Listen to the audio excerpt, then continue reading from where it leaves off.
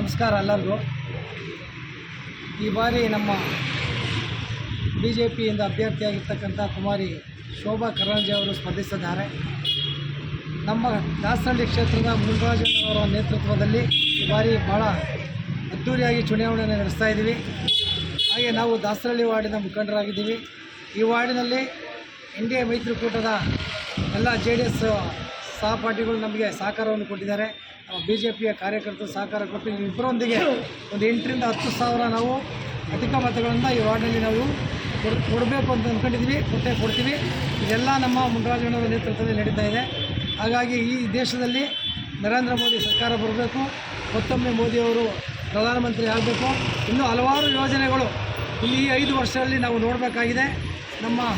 ನಮ್ಮ ಈ ಹಿಂದುತ್ವವನ್ನು ಉಳಿಸ್ಕೊಬೇಕಾಗಿದೆ. ಹಾಗಾಗಿ ಮೋದಿ ಸರ್ಕಾರ ಬರಲೇಬೇಕು. ನಮ್ಮ ದೇಶ ಉಳಿಲೇಬೇಕು. ದೇಶ ಉಳಿಯೋಕ್ಕೋಸ್ಕರ ದೇಶಕ್ಕೋಸ್ಕರ ಒಂದು ಓಟ್ ಅಂತ ನಾವು ಹಾಕಬೇಕು. ಅದೇ ಥರ ಎಲ್ಲರೂ ವಾರ್ಡ್ ಮಟ್ಟದ ಎಲ್ಲ ಪ್ರಜೆಗಳು ದೇಶಕ್ಕೊಂದು ಓಟ್ ಹಾಕಲಿ ಅಂತ ನಾನು ಕಳಕಳಿ ಪ್ರಾರ್ಥನೆ ಮಾಡ್ತೀನಿ.